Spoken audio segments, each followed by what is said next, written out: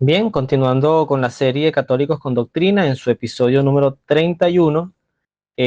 vamos a continuar justamente este extracto, esta parte, esta sesión del Catecismo de nuestra Iglesia Católica, que va desde el numeral 121 al 123 y que se lo dedica de manera particular al Antiguo Testamento. En el episodio anterior era una reflexión general sobre el canon de las Escrituras. Hoy vamos a ver la importancia, y esto es importante, y discúlpeme lo redundante, de entender para cualquier cristiano católico en especial los que se dedican a la evangelización. El Antiguo Testamento no se puede separar del ejercicio de la evangelización. No es correcto, no es sano y hace mucho daño. No podemos descartar estos 46 libros del Antiguo Testamento que conforman justamente todas nuestras sagradas escrituras y que representan tanto a Dios como el Nuevo Testamento. Porque además, no olvidemos también que el mismo Cristo es palabra viva, o sea, todo lo que está revelado en la Sagrada Escritura y que además ha querido la voluntad de Dios que así sea transmitido como su palabra y que por ende es algo sagrado, tiene un componente sagrado, eso debe ser enseñado con eh, total claridad. Si no, caeríamos en un error, ya lo he comentado creo que en episodios anteriores o en alguna de las otras series del canal, caeríamos en el error del marcionismo, que es algo así como separar el Antiguo Testamento ya no sirve porque tenemos el Nuevo Testamento. Vamos a ver entonces qué podemos aprender del Antiguo Testamento, que además nos hace caminar juntos, por ejemplo, con los hermanos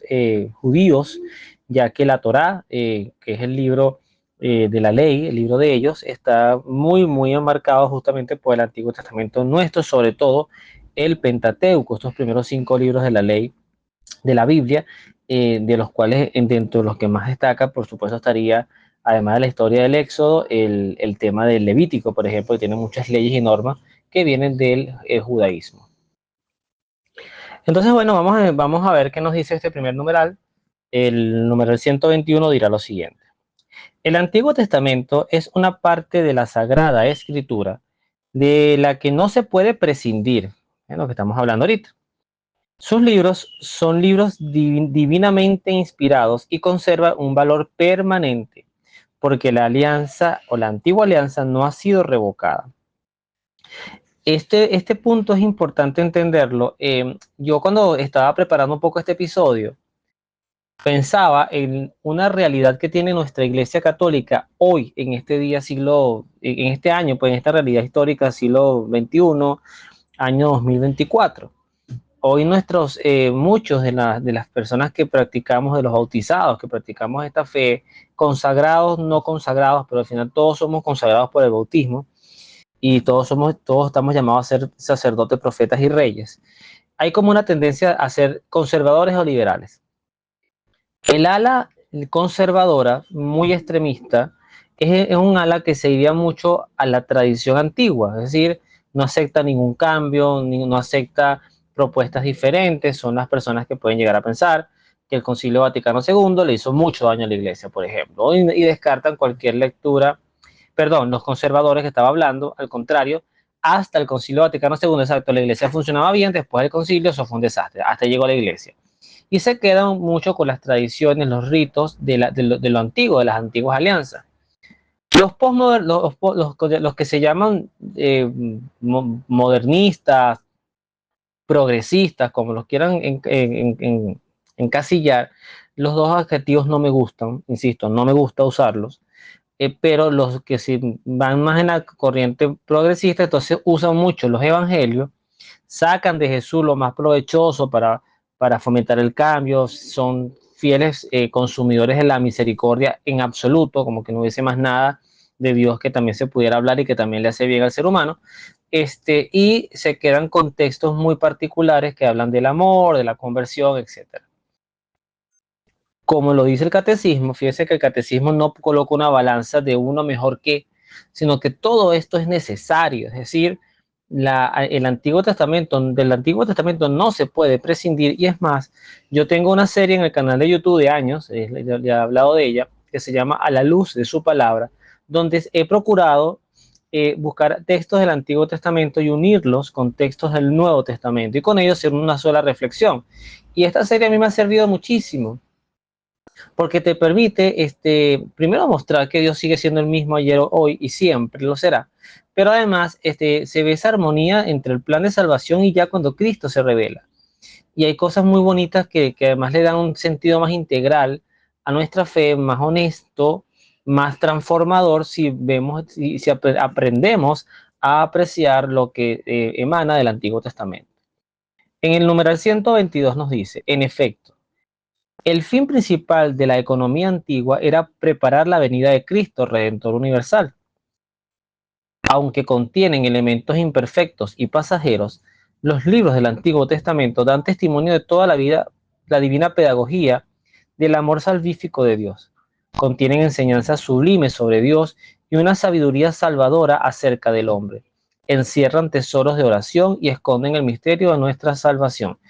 Esto es muy cierto porque efectivamente nosotros en el Antiguo Testamento, a diferencia del Nuevo Testamento,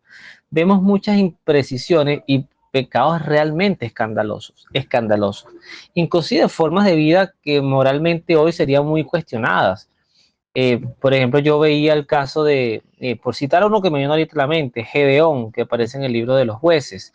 Gedeón tuvo 30 hijos y después aparece alguien que le asesina a sus 30 hijos para poder quedarse con el trono. O Jefté, que también aparece en el libro de los jueces, que va a la batalla y ofrece sacrificar a la primera persona que salga de su casa y ofrecérsela a Dios, y resulta ser que sale su hija y realmente la mata, y no es algo que Dios le pidió. O sea, hay cosas que son moralmente incomprensibles. La misma relación que tuvo Abraham con su esclava Sara, que dice el texto que fue con su esclava Agar, perdón, la mamá de Ismael, que fue era la esclava o la persona que le hacía el servicio a Sara, su esposa, que era estéril. Entonces vemos este tema o un Salomón que tenía no sé cuántas concubinas, 700, miles, muchísimas, el pecado lujurioso de David, etcétera. Entonces, ciertamente uno pudiera decir, bueno, pero estos textos son muy complicados de explicar. Justamente ahí viene la gran sabiduría. No iba a decir magia, pero esto no tiene nada que ver con magia. La gran sabiduría y el encomendarse al Espíritu Santo para hacer una labor de evangelización eficaz, donde quedan claros, porque lo más destacado de todas estas historias que acabo de mencionar, muchas de ellas, es la posición de Dios. O sea, Dios hace realmente una pedagogía en el Antiguo Testamento corrigiendo sociedades que tenían no solamente esto, temas de idolatría, el tema de los Baales, cuando los israelitas entran a Canaán, a las tierras de los caldeos, no, los caldeos son los que los conquistaron. Pero sí, estas tierras donde ellos entraron, que estaban las diosas Astartés, los Baales, etcétera, y ellos empiezan a hacerse seguidores de estas costumbres, algo que ya había advertido, por ejemplo, Josué. Entonces, quizás el rostro que vemos en el Antiguo Testamento de Dios